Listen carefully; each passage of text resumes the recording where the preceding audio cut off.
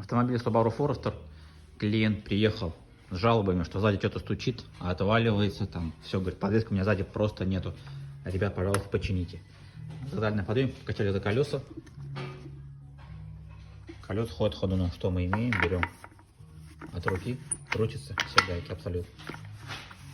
То есть не затянут болты колесные. Видите, что творится?